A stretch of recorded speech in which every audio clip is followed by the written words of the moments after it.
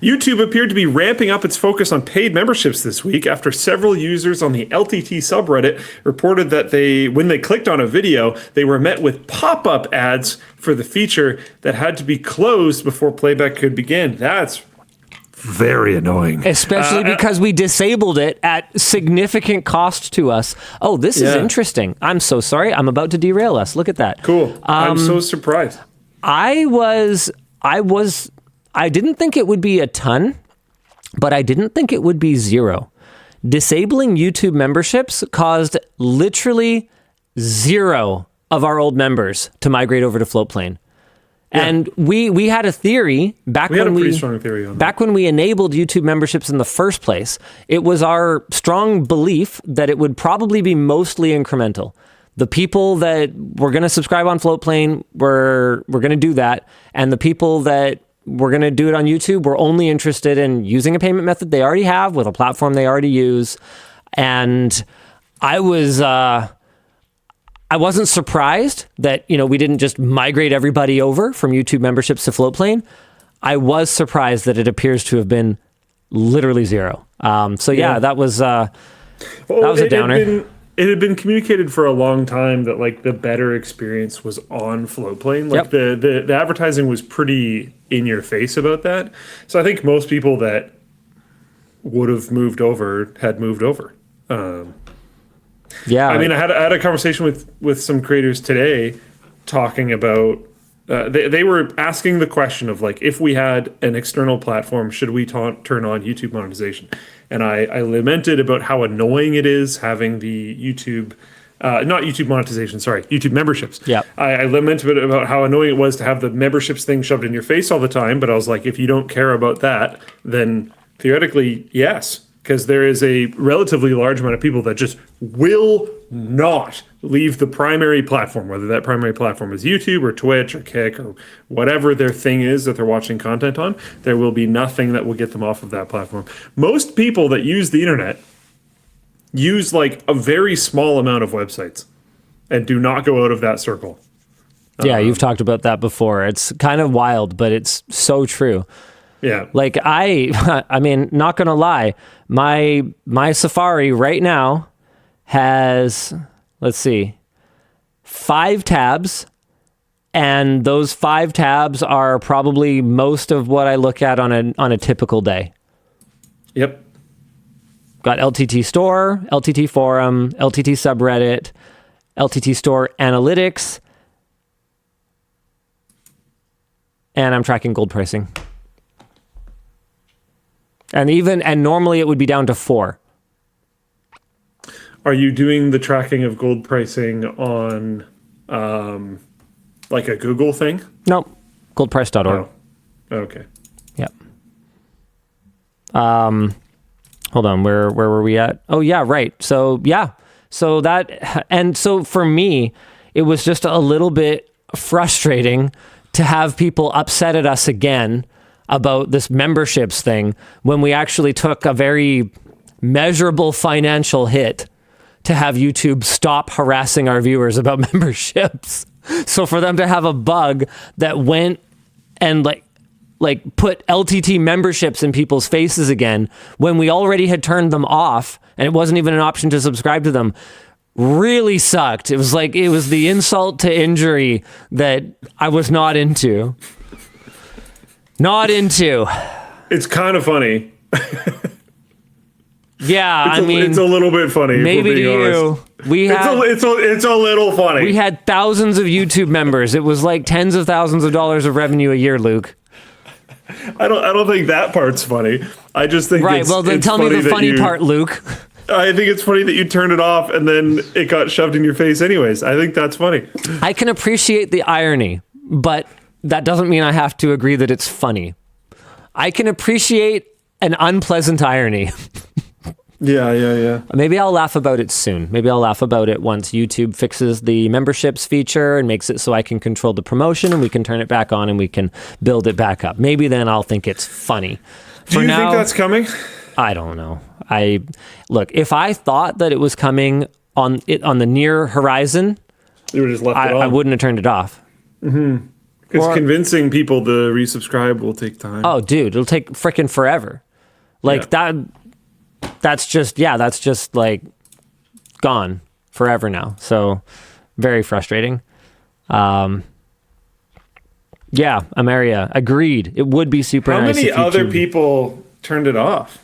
I know of one other creator. Like was it just us and them and that's it? Yeah, I think so. Because at a certain point, like, are we even helping?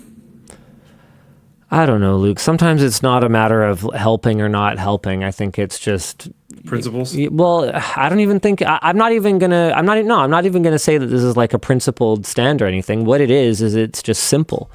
Our audience really didn't like it. And at the end of the day, I mean, you've been there in the recent meetings that we've had, sort of talking about our company core values, right? And one of our core values is the audience is our guide.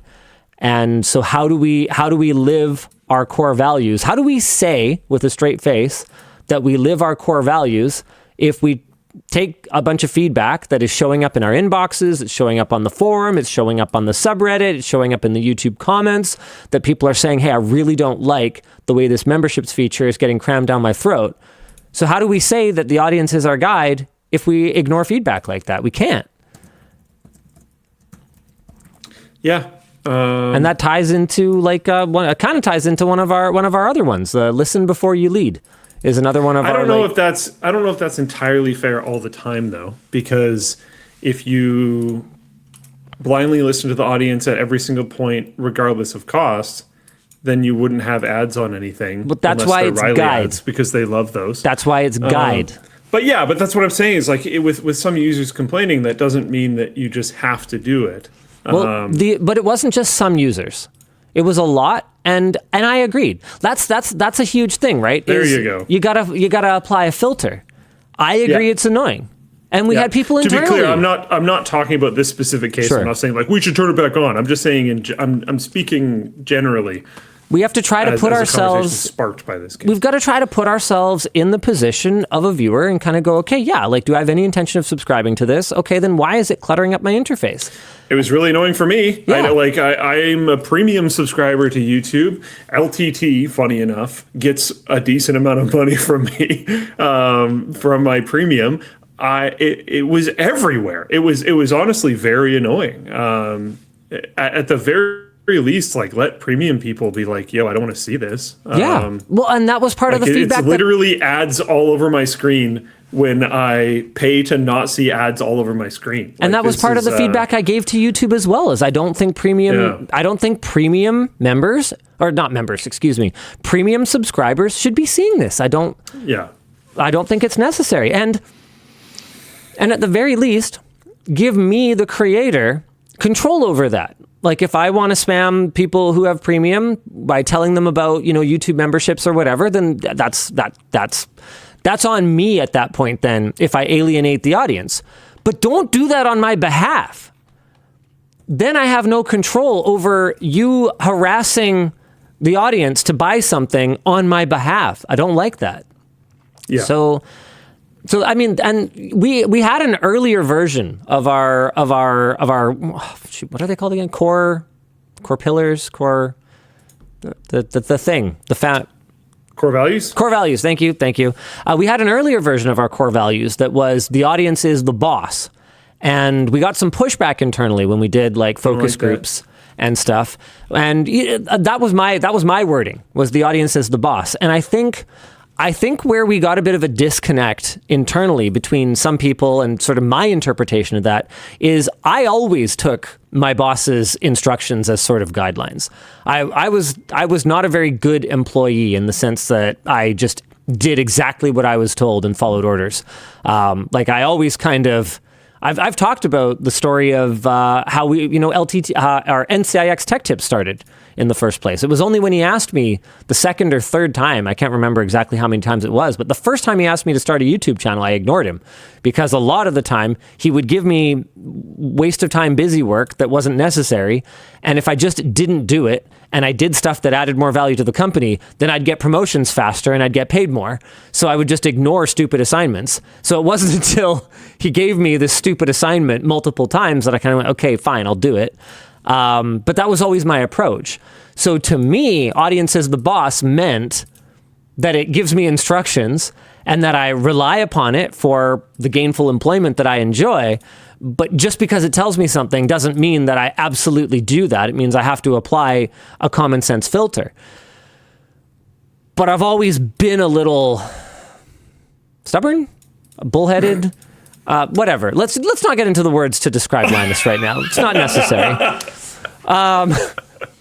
Sure. And I can see how that word could be really intimidating or could put other people in an uncomfortable place, especially when the audience is this nebulous, multifaceted entity that out of one side of its mouth, right, because it's made up of many people, can be telling you this is the greatest video I've ever seen, and then out of the other side of its mouth at the exact same time you'll have two comments, one after the other. This is the greatest thing I've ever seen. This is trash. You should probably retire. Right? How do you deal with that? I can't believe new LTT is like this. They've lost the old ways. And then another comment saying, I've been waiting so long for an old video like this. Whatever. Yeah. And I think a great example of this is stuff like the Craigslist video wall, right?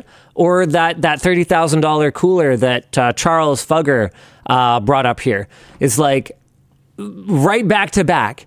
It's very polarizing, right? You'll have people saying like, this is classic LTT. I love it. They're goofing around with like cool stuff that nobody else would get a chance to get their hands on, and we can enjoy it vicariously through them. And then the next one will be, oh, look, it's Millionaire Linus showing off his rich kid toys again. Where's their more down to earth content? And it's like, how do I build a content plan around that, right? And so I can understand why internally people were looking at it going like, okay, boss feels like a really strong word, and I wouldn't want a boss like that. So after much deliberation, we settled on guide, more like a lighthouse. It's a point that we can use for navigation, but if we go right toward it, we're going to end up in the rocks. You know what I mean? Mm-hmm. Enigma Blade says, I'm a lighthouse. Thank you, Enigma Blade, in Flowplane chat. Appreciate you. What are we supposed to be talking about right now? Oh, yeah, right. You were in the middle of, it's been a heck of a week for YouTube, and I totally went off on a long side quest. Yeah, I have no idea how far I got into it. I think one line. Probably. Cool. I'm just going to redo it because I think that was genuinely like 20 minutes. YouTube appeared to be ramping up its focus on paid memberships this week after several users on the LTT subreddit reported that when they clicked a video, they were met with pop-up ads for the feature that had to be closed before playback could begin, which is like obviously incredibly annoying. LTT writers reached out to YouTube and they told us it was a bug, which, okay. Doesn't seem way too bad then, I guess. An annoying bug, but hopefully that doesn't keep going. YouTuber Enderman had his entire channel terminated after the platform mistakenly connected him to a different channel that had received 3 copyright strikes. Enderman appealed the account termination, and it was obvious that no human had actually reviewed it, which led to him tweeting about it, garnering attention, and eventually getting the decision reversed. Ugh. YouTube took down multiple videos by YouTuber Cyber CPU Tech, that worked around Windows 11's installation restrictions. Initially, YouTube rejected his appeal, claiming his content was in violation of its harmful or dangerous content policy. Since garnering a bunch of attention, Cyber CPU Tech has had his videos restored, and YouTube denies that the removal had anything to do with automation. Okay, so then did they explain why a human moderator removed it? Probably not. Discussion question. In an environment where AI is increasingly being used to moderate content, how do you think LMG's videos may need to change? Well, I can tell you already, I don't go full Carmageddon when I'm playing Cyberpunk on camera. Yeah, but that's more around their policies. Talk about that? We talked about it last week. But okay. I wasn't sure if that was on the show. Yeah, mass violence against civilians is no longer kosher in video games for YouTube uploads. So I'm just gonna walk around pacifist style and only pull a gun on the cops if they pull a gun on me. That's my line. That's my line. in Cyberpunk.